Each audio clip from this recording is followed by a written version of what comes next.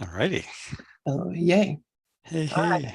Bruce Rawles, you're here with Lynn Johnson, and we're reading Absence from Felicity. And would you like to, I guess that's what you were just going to say, isn't it? Pretty much, yeah. Yeah. Pretty much. Yeah, Well, exactly. I can't help myself. Oh, that's all good. Well, I'll read the subtitle, The Absence from Felicity, the story of Helen Schucman and her scribing of A Course in Miracles by Kenneth Wapnick, Ph.D.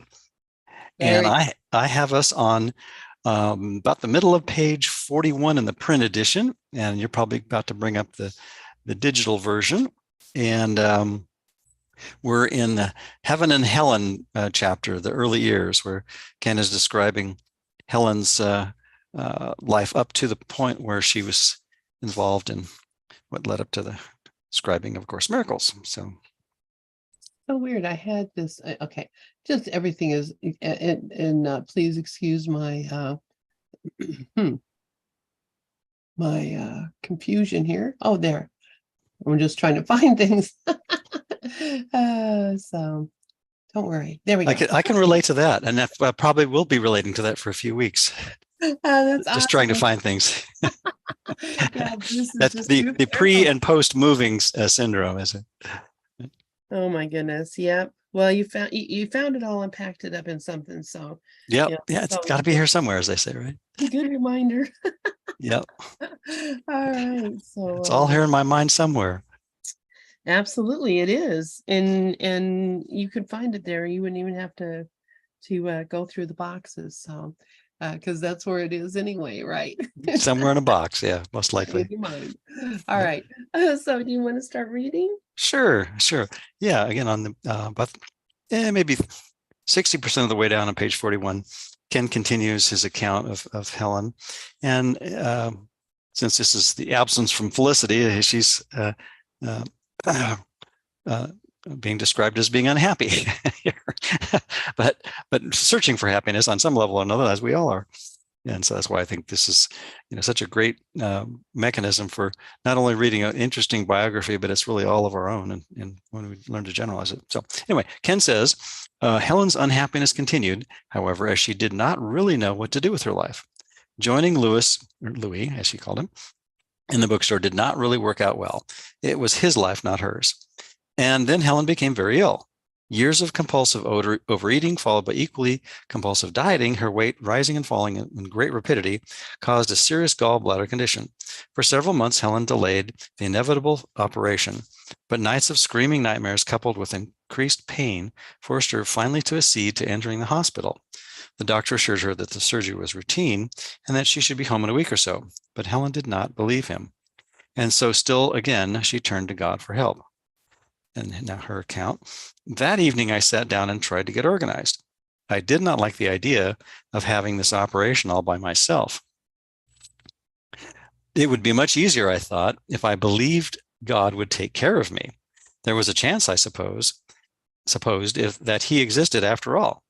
Certainly, the fact that I did not believe in him had nothing to do with his existence one way or another. Well, there's a statement that fits very nicely with the course. It's like, first it says, you don't have to believe this, you just have to try it. Yeah. That's amazing. Yeah, when you were reading that, I'm just like, yep, that's exactly. Yeah, exactly. Yeah. Believe it or not. The existence of the laws of mathematics don't depend on whether or not we use them, right? Yep. That's right. Okay. Or believe them. Or grab it. Yeah, really. Okay. And then her account continues. In any case, there could be no harm in trying a compromise. I would put the operation in God's hands in case he existed. And if things turned out all right, I might even be able to believe in him again. Conditional belief, of course. There was nothing to lose by trying. I said the Lord's Prayer, put my operation in the hands of God, and went to the hospital the next day with my Medal of the Blessed Virgin around my neck. The operation, as it turned out, was anything but simple, and Helen barely survived it. This is Ken commenting again. She remained unconscious for a long time and was not discharged for over 4 months. One of Helen's nurses was a very religious Catholic, and seeing Helen's medal assumed she was too. Later on, the nurse told Helen that she had been praying for her every day and had offered a mass of thanksgiving when Helen regained consciousness. And then Helen's account continues here. God had been very good to me, she said, and it was a real miracle that I had pulled through. She said I ought to be very thankful. I did not see it that way myself. I was very angry about the whole thing and stayed angry about it for years. If this were God's idea of making things turn out all right, I thought, he certainly had a nasty sense of humor. The nurse did not approve of my attitude and said rather stiffly that she would continue to pray for me anyhow. God would make me see the things properly. She did not think I appreciated all that he had done for me. I told the nurse that I could not stop her from praying, of course, but added that I would appreciate her not asking God for another miracle, at least until I was strong enough to cope with this one. I said that, all things considered, I was lucky to have survived it. I was, in fact, willing to wait quite a long time before the next one, and suggested that she tell God there was no hurry. The nurse replied that it was obvious I needed prayers, regardless of how I felt about it, and that she would continue trying to help me in spite of my lack of appreciation for the miracle God had bestowed on me. I felt anything but grateful and told her so. What I really needed was to feel better and get out of the hospital, and it did not seem likely to me that her prayers would help. So anyway, there's plenty to comment on. I think again, we can all kind of relate at times, thinking that there's some sort of divine or angelic or heavenly help in the form of our Creator intervening in the world, and the Course says it ain't going to happen, and because we made the whole thing up, and that it basically pisses off everybody's ego royally. Yeah.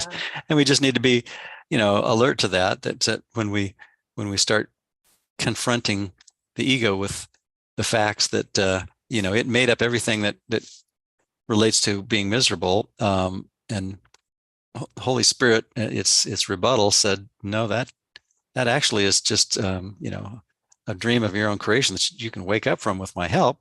The ego gets retaliative, as the Course says. It says, wait a minute, I know this is going to work. Trust me. So, I'm going to trust in this God that intervenes in the world. Well, and it's so weird. I mean, it's beautiful. I mean, she actually had tremendous faith. Right. Tremendous faith that God would take care of her. Right. The problem was that she made up the rules for what she considered being taken care of. Exactly, as we all do, huh? Right. Yeah. And it wasn't that. It takes a lot of faith to call God out and say, hey, you didn't do what I expected you to do. What kind of a God are you? Mm-hmm. You must not be a very good God. I mean, she has this whole logic that is so beautiful and so clear that when you think about it, she was right. Yeah. I mean, she was absolutely right. God would not do what this God did. God would, the real God would never let her down. It's just that we, like you say, we appendage and put conditions on that help as being necessarily part of making changes in the world, right? Yeah, because we don't know any different. I mean, what would have given her the idea that the world that she was experiencing wasn't the real world? And so, of course, she was going to expect God to act in that world because, that was the only world that she knew. But she also had, obviously, glimpses that there was another world. So this is just beautiful. I think it's so sweet and cute, and just typically Helen. Yeah, and we all know on some level that we have help, and that guidance is always in our mind, even if we deny it, as we tend to do most of the time in most of what we call our lives, until we decide we've had enough of that lying, deceiving, used thought system salesman. Yeah, exactly. Well, and you think about this whole situation. Back in those days when my mother had her gallbladder removed when I was 9 years old. She had an attack on my 9th birthday. Wow, on my birthday, she had a gallbladder attack and had to be rushed to the hospital and have her gallbladder removed. Mm-hmm. And they cut her from stem to stern. Basically, it was totally invasive because they didn't have laparoscopic tools at that time. Right, So right. they just had to cut you completely open and go in there and move things around and take stuff out. And then she had this big, scar across her abdomen. Basically, they cut through all, the muscles and everything. And it's hard to recover from that. Mm-hmm. So I'm sure they did that to Helen, and um, that's a very major surgery at that time. Right now, it's you can go Mm-hmm. and get the gallbladder taken out in a half an hour, you'll be home, you know. Hmm. I mean, I did. It was about 4 hours, but still, it was a completely different experience. So even now, it's hard for folks who, looking back on, this is what happened, would Mm-hmm. happen. You could be in the hospital for weeks or months after a surgery if something went wrong. And I mean, that's a long time to be in a hospital.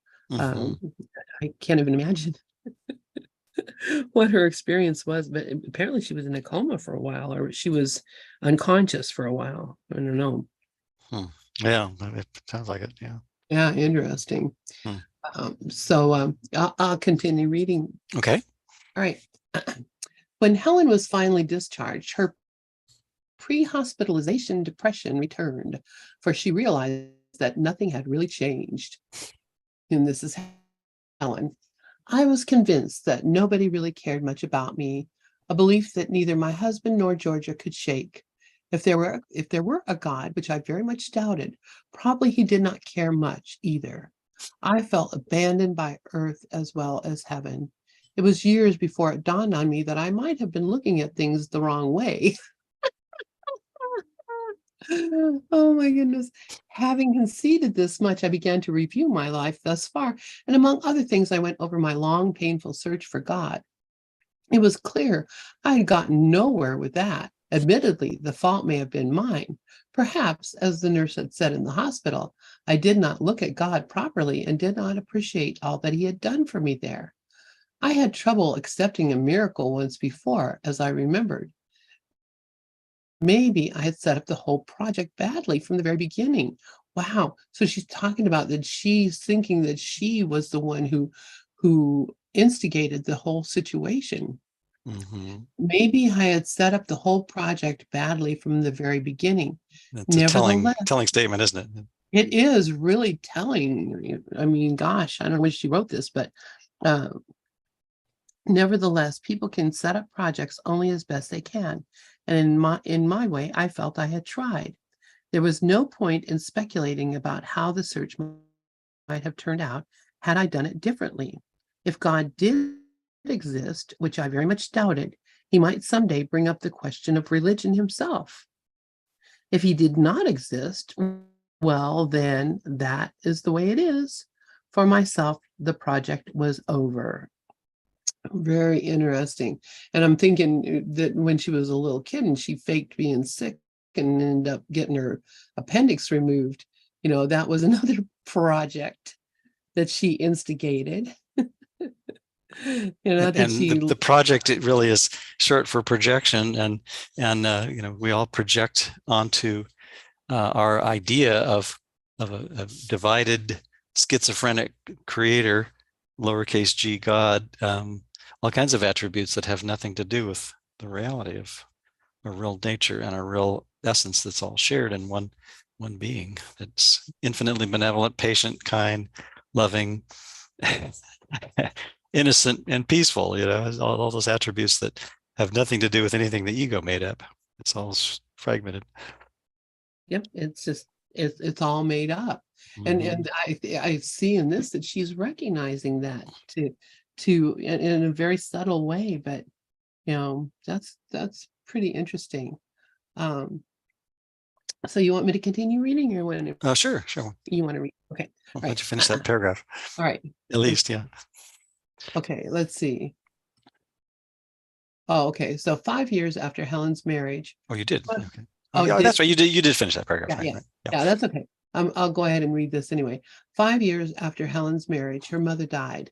Uh, and of course, this is Helen's saying, while she was considering the possibilities of unity, the Unity Church, now thought of as a form of New Age Christianity, in brackets, but she did not have time to come to conclusions about it. Georgia took care of Helen's father until he died some years later, and then she returned to Helen and Louis. So, is this all in the same term paper? Oh my goodness, I I get guess that. I apparently forgot. so. Yeah, yeah. Context. Okay, so this was a term paper she wrote when she was in college. So wow, yeah, there's Hmm. this is quite a while before the course. Mm-hmm. So Mm-hmm. this is very interesting. Uh, so Helen closed her term paper this way. Of the old gods, only Georgia remains. Wow, she is something of a miracle herself. Her hair is white, but otherwise she has changed very little. She is still very religious, and whenever she goes to church, she always says a prayer for my husband and myself. She says the Lord will reveal himself to me yet. Well, perhaps he will. For myself, I do not think about him very often anymore. It's nice to think of Georgia praying for us, though, and I still have my medal of the Blessed Virgin attached to my key ring, and I look at it every once in a while. I would hate to lose it somehow. Beyond that, I do not think about God very often anymore.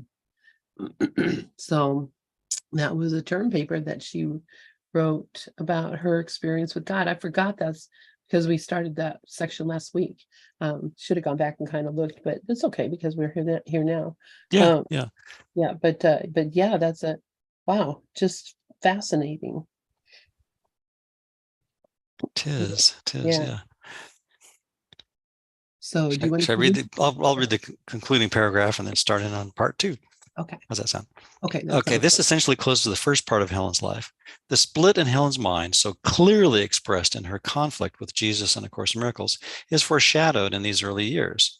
During the next period that eventually led Helen to graduate school, preparing for her professional life as a psychologist, and later the scribing of A Course in Miracles, she had several dreams that also reflected this split. In addition, Helen had a vision that was perhaps the most stunning of her life. This period, including the vision and dreams, is the subject of the following chapter as we begin part two. I'm going to have a little quick aside. We drove from the Oregon coast to south, where we're now living here in Green Valley, Arizona, south of Tucson, and in 3 days, and relatively uneventful. We're towing a trailer, so that was slowed us down a little bit. And we had two cats in the back, and we knew that we needed plenty of water and stay hydrated and all that kind of stuff. And we're a little concerned with the cats that weren't eating and drinking properly, and that kind of stuff. But they seem to be fine now. But the concern escalated a bit yesterday when the U-Haul trailer had a flat tire. And as we were about, I don't know, 20, 30 minutes outside of coming into the Phoenix metro area. And fortunately, we got on U-Haul and the hotline, and within about 30 minutes, the guy came out and replaced both tires because he said, these are both old and I need to replace both of them. And then we were on the road. But during that time, we were like, oh no, what are we thinking? And also during that time, a highway patrol stopped by after attending to some other business behind us, and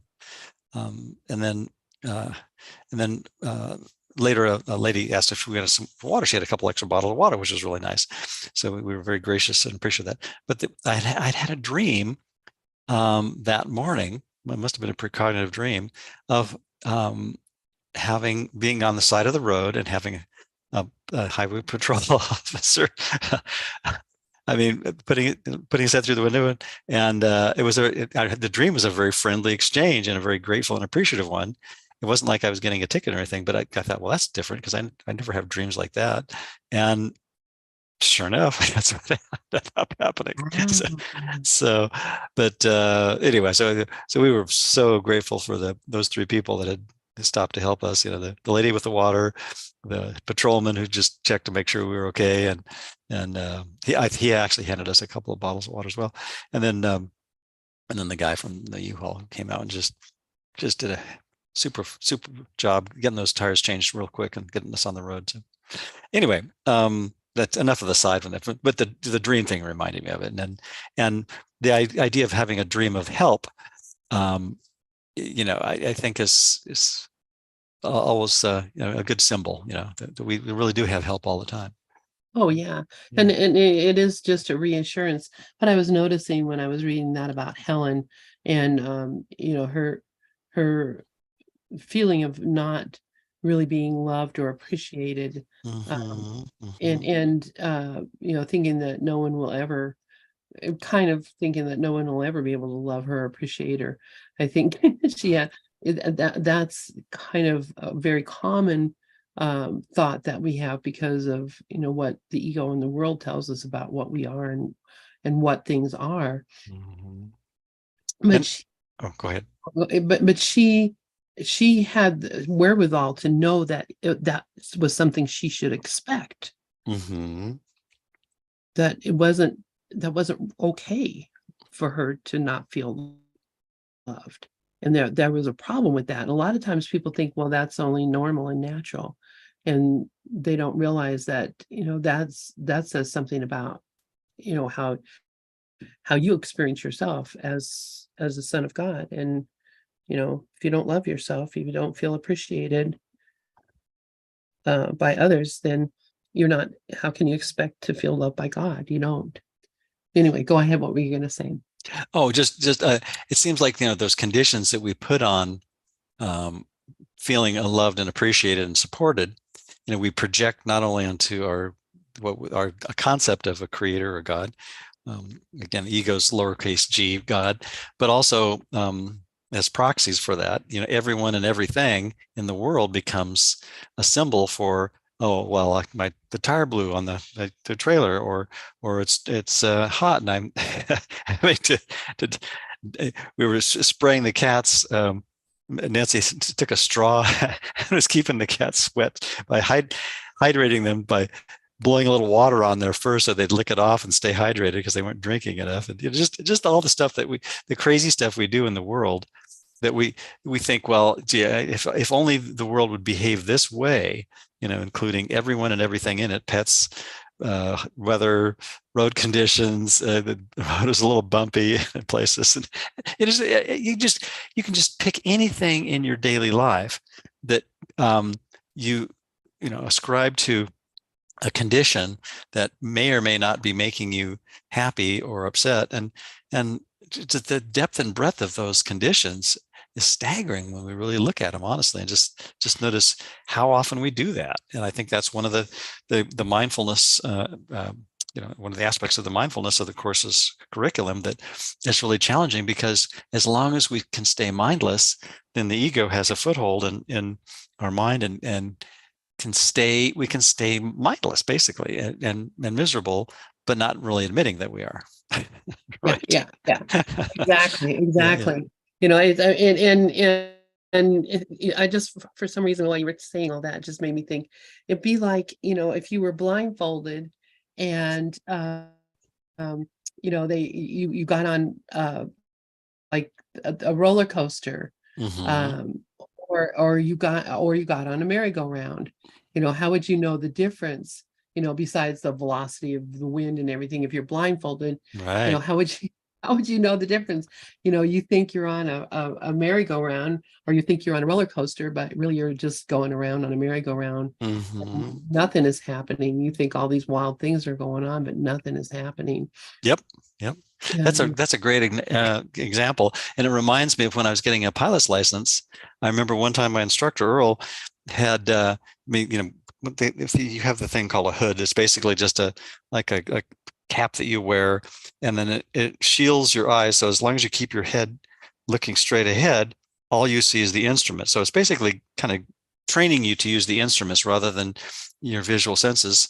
And, even if you're not going to be an instrument rated pilot, you need to be able to do the basics of instrument flying and trust the instruments, which is kind of like trusting the GPS in our mind. That of course would be metaphorically the Holy Spirit is the GPS that it keeps guiding us 24/7, right? Whether we listen to it or not. But in this particular situation, my flight instructor had me wearing the hood in this training session we were doing, and he put the plane in an attitude where we were actually making a slow spiraling descent, and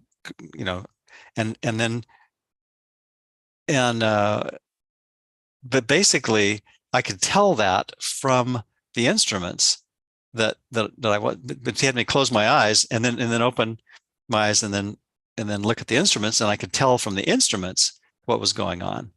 But if I was in fog or a cloud or something, I'd have no way of knowing that. I would think that I was flying straight and level. Yeah.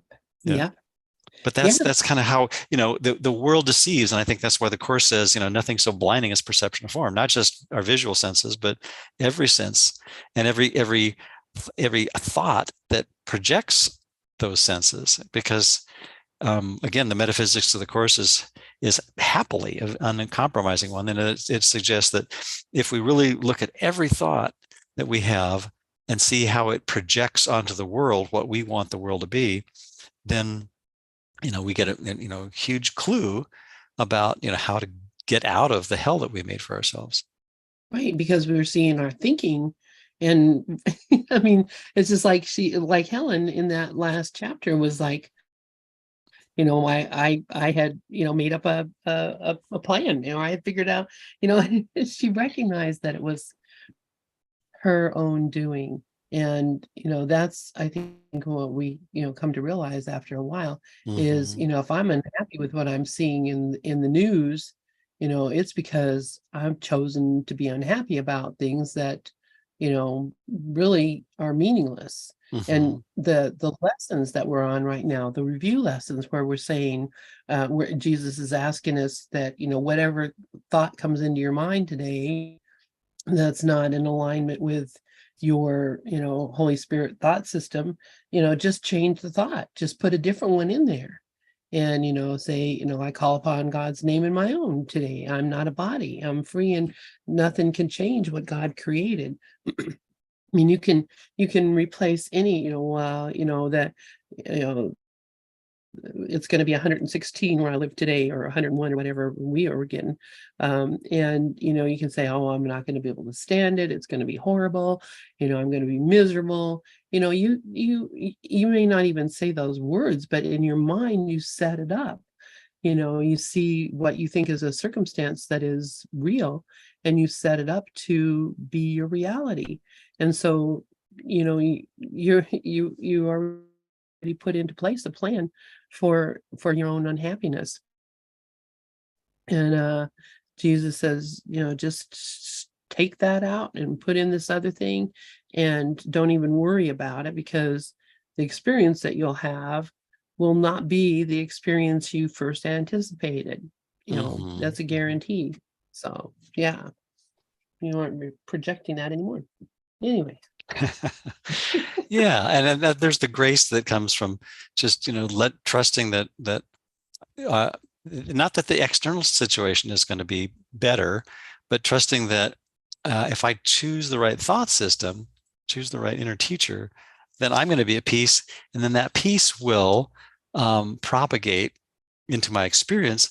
But the experience really isn't about the form. It's never about the form is just a result, a reflection, an after effect, if you will. Yeah. And it's also a signal to me about what I've been thinking about. Yep. It's a real easy way to tell. There's the clue, huh? This is where I'm, my thinking has gone astray. I believed this, and I believed I could be betrayed, or I believed that I could be not loved, or I could think all sorts of things that are my belief that I make true by my experience. And you could just as easily prove that everybody loves me, and which is the whole thing with Helen too. She was really proving that God loved her, but Indirectly. And I think that's what, the course is a very indirect curriculum. So we really prove that, like you just said, that we are not only loved, but loving. And that's our real nature. And that has never changed and never can change. But because we put so many conditions on that experience, we block that experience from our awareness.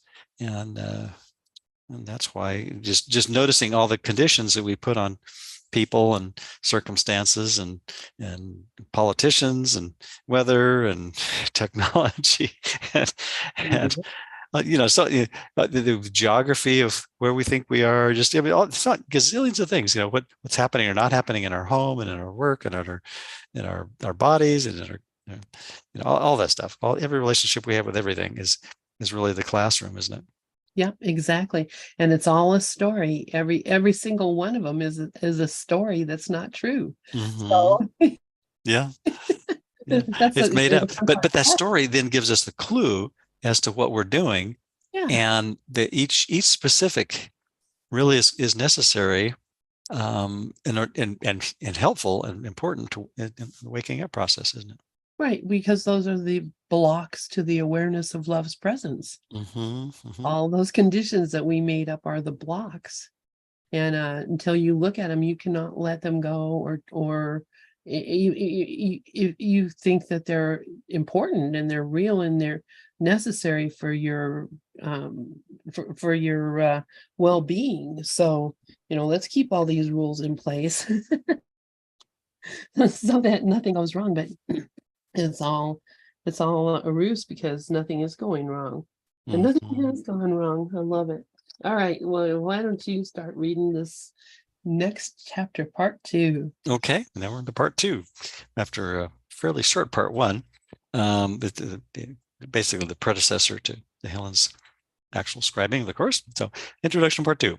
The actual scribing of A Course in Miracles was foreshadowed by several events, inner and outer, that comprise the first 4 chapters in this part. These included Helen's decision to enter graduate school in clinical psychology, the circumstances that led her to the Columbia Presbyterian Medical Center and meeting William Thetford, and a series of visions, dreams, and psychic phenomena that prepared her for the beginning of the dictation. The next 4 chapters discuss the scribing of the course itself, presenting portions of the personal material that were subsequently deleted from the printed edition. These illustrate, as will be discussed in more detail in the chapters themselves, the intensely personal nature of Helen's relationship with Jesus and the specific help he provided for her and Bill in understanding the course theoretically, as well as learning how to apply its principles to their lives. This part also presents excerpts from a series of letters that Helen had written to Bill during the summer preceding the beginning of the course of scribing, as well as notes from a journal Bill had kept about 1 year into the dictation. These reflect the sincerity and dedication with which Helen and Bill approached the task of learning and practicing the course's teachings on forgiveness. The letters and journal notes remain perhaps the brightest personal light in the sky of their 23-year relationship. And just a quick aside, I was going to mention, in addition to this wonderful biography that Ken wrote about Helen, Carol Howe also wrote a wonderful biography about Bill, which is Never Forget to Laugh. And I would encourage anyone listening to check that out as well, if they haven't already. Yeah, that is a great book and very sweet. And, of course, we love Carol. And she back in Denver, I think.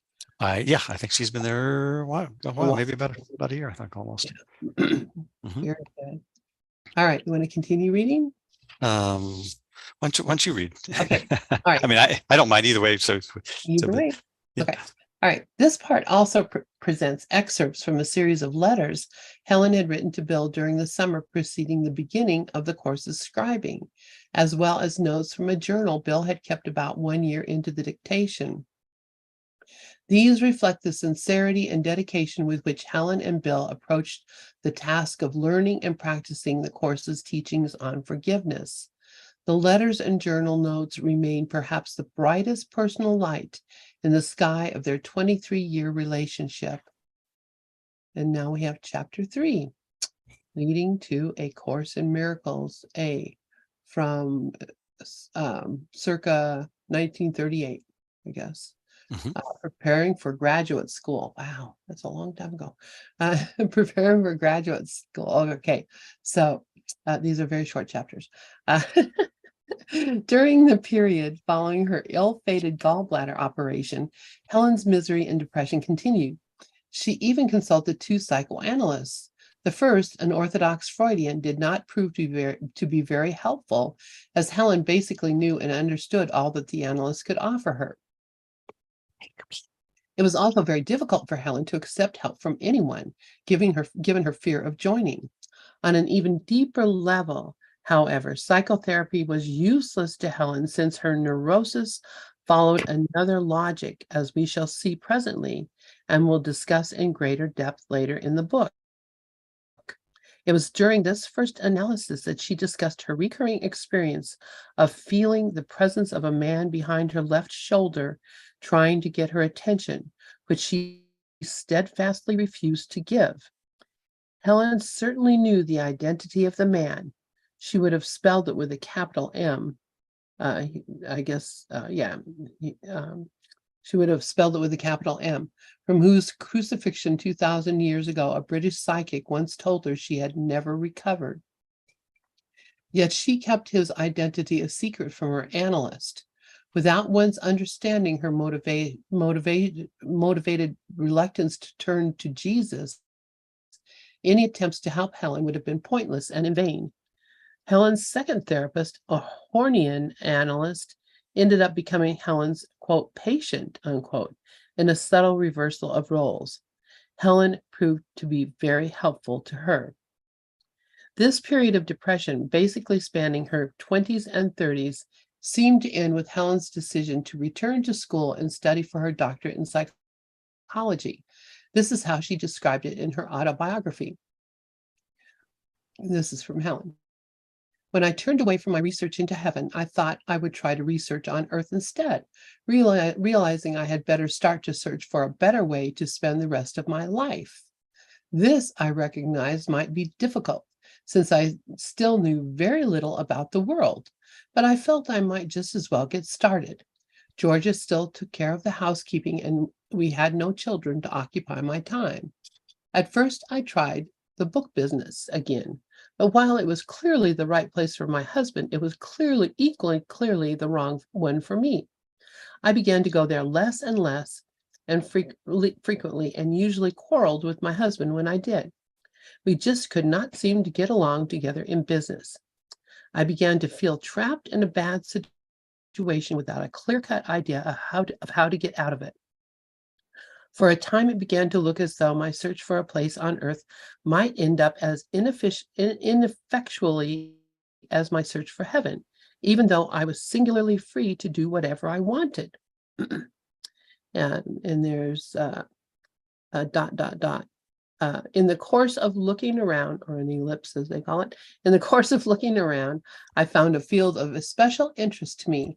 I realized that I would need an awful lot of training and experience, and I found the prospect rather overwhelming at first. I decided that the time involved did not really matter much, though, and my father did not mind helping with whatever expenses might be entailed. So yeah, so I had people that were like this that went to school all the time, and their daddy paid for it. But it's very interesting that she discovered that what she really wanted to do, and that she was able to make a plan for getting there. So do you have anything to say about any of that before I read on? No, not really. Okay. But other than that, we're all supported, Yeah. Yeah, it's pretty interesting. Ken continues. Louis was very supportive and encouraging to Helen during this period. Indeed, he was always an important figure in Helen's adult life, albeit at times a seemingly secondary one, as I shall discuss later in the book. It was actually Louis who first suggested to Helen that she consider returning to school for a doctorate in psychology. Knowing Helen's intuitive ability to be helpful to people in distress, as she had been with family and friends over the years, Louis recognized the waste involved in her remaining home doing nothing, and yet Helen was reluctant to return to school. I just want to stop right here. And Okay. this is something that I don't think the generalized understanding of Helen was that she was, I mean, this is generalized from, what I hear from the course community, that she was kind of petty and kind of irritable, and that she, there's a lot of, I don't know, thoughts about Helen being not very an altruistic a person and very selfish person. And obviously ready to edit out anything that she didn't think was appropriate.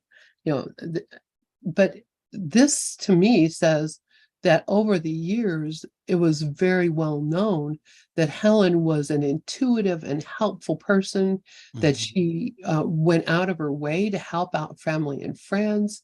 There's a lot of examples that we'll read about wonderful loving things that she did for people.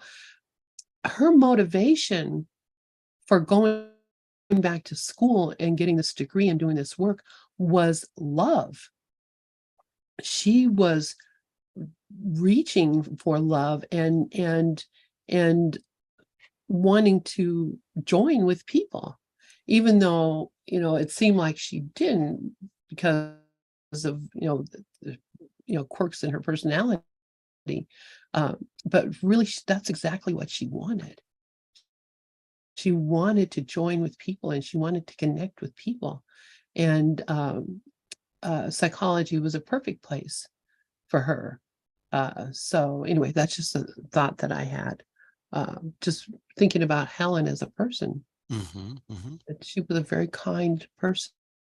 Yeah, And very I think loving person. that it was indicative of the split in her personality, that for her public personality was, to generalize from, again, gathering from what I remember reading this book before and things I've read elsewhere from FIP literature and such, that her public persona was very much,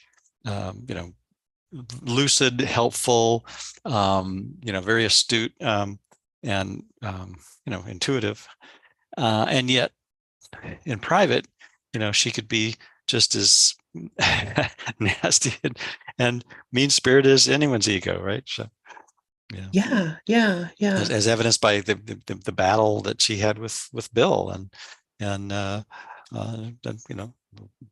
others in her inner circle that would she would find challenging.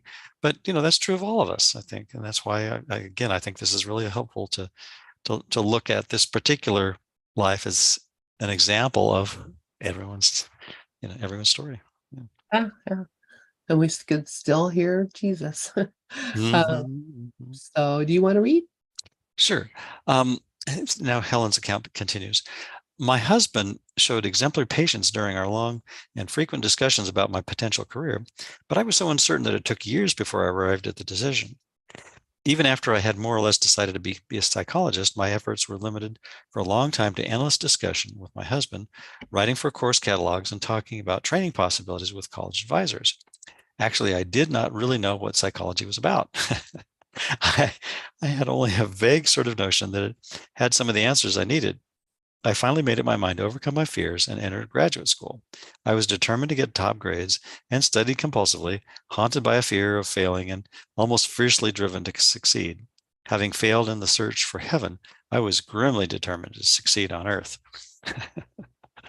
And then Ken continues, yet the story is more interesting than that. Regarding her professional career, Helen had, now continuing her account, planned every step with obsessional care and made decisions only after wearying and interminable ruminations. Can anyone relate to that? How we micromanage our lives, even if we don't admit it, Oh my gosh. Okay. Yeah. And then she continues, yet it was not my own decisions which dictated the major professional directions I took. For example, I applied to and was accepted into a doctoral program, which, unknown to me, had been officially closed to new admissions. A student whom I sat next to in the school cafeteria suggested a potential thesis topic to me, which was of great interest to the head of my department, although I was unaware of it at the time. He not only approved my admission to the program, but agreed to be my chairman. That's interesting. What an All the interesting coincidence. mm-hmm. Go ahead. Okay. And then excuse me, Ken's account continues. As Helen was beginning to experience her professional, quote, choices, unquote, from this point on in her life had nothing to do with her logic or wishes. Rather, they were based on a decision made on an entirely different level that related to her willingness to become a scribe of Course in Miracles. This decision obviously related to Helen's very close relationship with Jesus. Whether or not she chose to accept the fact, Helen was deeply involved with Jesus all of her life, as later chapters will discuss. And again, I'm trying to generalize this. And I think if we really follow the thread of our lives, each one of us, both you and I, Lynn, and whoever else is listening, we would find that the things that have led to us finding useful, helpful insights, inspiration, guidance, all those things that are helping our minds become more peaceful, we'll find that it's all about choosing a different teacher, even though we probably don't think of it on that level. Yeah. I mean, it is pretty amazing that in the background she knew all this stuff. Mm-hmm, mm-hmm. like, As we all do. Yeah. Yeah. So Should I finish that last paragraph? yes, go ahead. Okay. In Helen's mind, nonetheless, making the decision to go to New York University and become a psychologist resolved her frustrating and fruitless search for God. She now believed that she was free at last to make her mark on the world. Regarding God, Helen concluded that she had done her best to find him, but he had not done very well in helping her. And therefore, so much for him. She was now a rational and objective scientist, and that would be her religion. An extraordinary experience on the New York City subway, however, if she had paid any attention to it, would have indicated to her the folly of such an idea. It demonstrated that in the end, Georgia had been right. God would reveal himself to Helen, although, as Helen later wrote, it took me a long time to recognize it and still longer to accept it. In fact, I was bitterly opposed to the whole idea for quite a while. So it's so cute. mm-hmm. I love it. Oh my goodness. So do you want me to read the subway experience? Sure. Let's see how far we can get into it. This is way cool. All right. The subway experience. Helen's account of this experience, which begins the second part of the autobiography, the first part being her graduate school paper I discussed above, was characteristically somewhat embroidered in the setting Helen gave it, although not in the experience itself. Rather than edit down Helen's written account without her assistance, I've decided to reproduce it as Helen wrote it and rewrote it. My recollection of Helen's recounting this experience to me, incidentally, as well as what is stated in one of the versions of the narrative, was that it occurred many years prior to her entering graduate school. And she's in parens, after I had been married some 5 years or so, into parens. Yet it appears that all the other versions of her autobiography, while she was still attending, it appears in all the other versions of her autobiography while she was still attending school. If my memory is indeed correct, as is my understanding of this discrepancy, the shift in date came from Helen's feeling that it was effective from a literary point of view. And he says it was a frequent concern of hers to place the experience while she was attending school rather than earlier. This temporal change would then provide a sharp contrast between the striking religious nature of the experience and the angry atheism she adopted during the period. She was at New York University. Here then is Helen's description. So it's interesting to me that go ahead. So I was thinking of angry atheism. Is that her AA involvement? I don't know if there's 12 steps in it. Yeah. It just is interesting that Hmm. he would have chosen to uh, switch the date so that it's maybe Yeah. Yeah. was more dramatic or had Right. more Right. of an impact when she told the story. So yeah, And I'm glad you pointed out earlier that Helen's desire to feel accepted and appreciated and loved is no different from any of us, is really reflected in her particular situation by her wanting to be respected in her career and her literary efforts, and have them be legitimized by public, maybe not great public acclaim, but at least a small small amount of feedback, whatever she got, she wanted that to be positive, right? yeah, and it's nothing any different than any of the rest of us. Yeah, yeah. We have the same thing, and it's the same opportunity that's presented everywhere you look. So Hmm. that's beautiful. And So then there's a line in the chorus that um, I'm trying to remember. It's something to the effect that I think it's in the either the hero of the dream or the dreamer of the dream, where it's like, what if you saw everyone else as a wind-up toy? Would you be concerned about what they did or didn't do? And I think that's but including ourselves, of course. There's the catch, that we yeah, might want to occasionally venture into that territory mentally, by saying, "Oh yeah, well they're all just my projections, but so is my body and the self that I made up too." And so then that would erase both sides of the ego's uh, two flanked attack on our identity. Huh? right, right. And it's so easy because all we have to do is recognize that we're watching ourselves do things Hmm. as if we were on the outside looking at the life of Lynn and judging what Lynn does and making decisions about what I think about Lynn. Oh, this is it is completely like I'm watching somebody else live a life. And I'm making up a story about what I'm seeing. So yeah, we are wind up toys, puppets, basically. So, or Exactly. projection. We just think that we think we're the character we're watching the movie. So, okay. So this is Helen's description of the subway experience, and we'll talk about this more next week, I believe, Okay. more than likely. So, as it turned out, the subject of God was not a closed issue after all. It came up again in a most unexpected way. The first of a long and startling series of episodes took place at a particularly unlikely time. I had shifted from agnosticism to angry atheism, having reached a point where the mere mention of God or God, religion or God irritated me.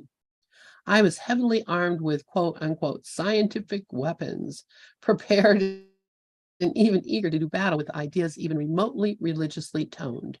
If anyone was intent on pursuing this subject, I was apt to become rather insulting.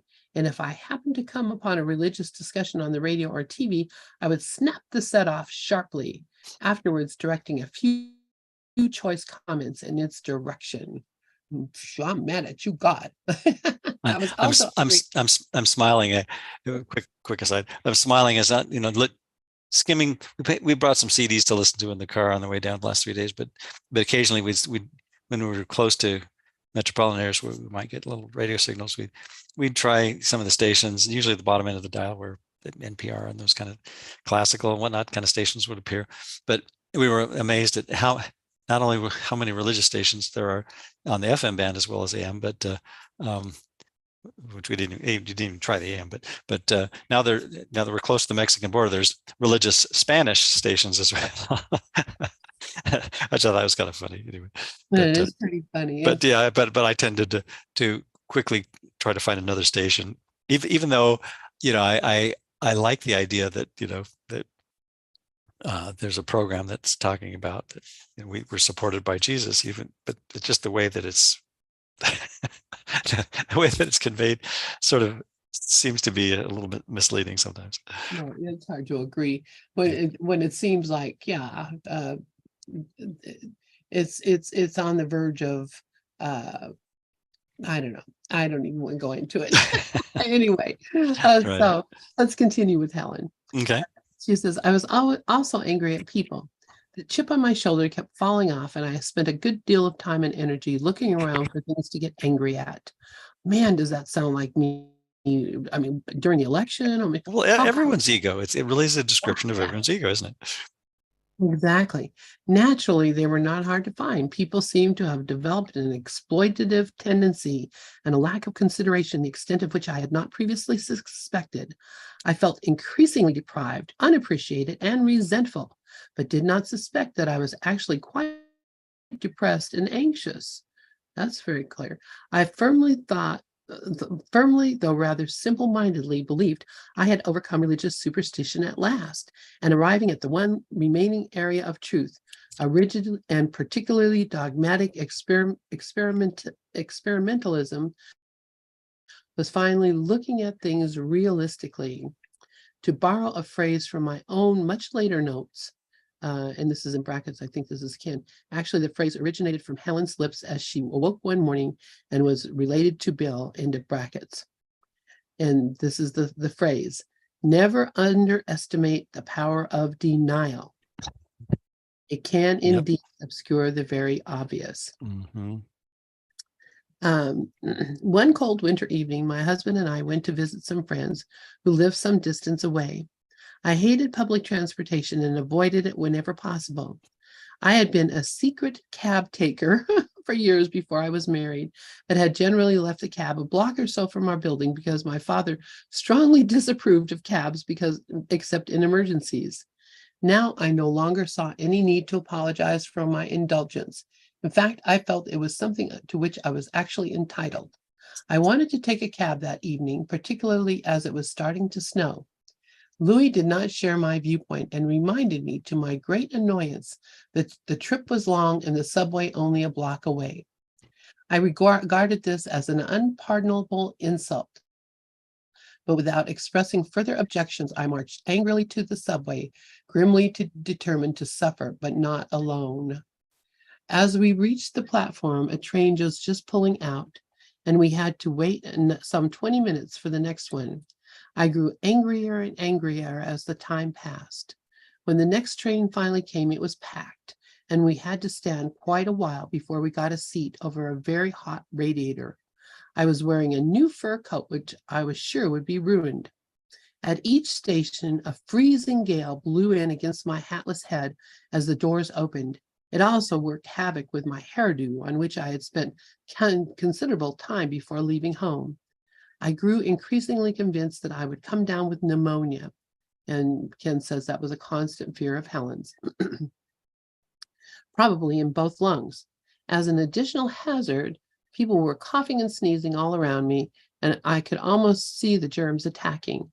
I was certain by that time that my husband's thoughtlessness would have been a fatal outcome. His contented absorption in his newspaper did not help matters either. Besides being dangerous, the whole situation. Lynn, should we just stop it right there? Since we're kind of at the end of the page, and sure. Oh my goodness, yeah. So we'll start this from the beginning again next week. That sounds good. Okay, because I know people are excited about this. Yeah. So thank you as always, Lynn, for sharing the hour with me, and look forward to the next one. Oh, thank you so much, Bruce. And wow, can't believe our time is up already. I do appreciate. Likewise, so much. Saturday morning, in all sorts of situations, you still show up. So I appreciate that very much. Thank you so much, Lynn, and all. Have a great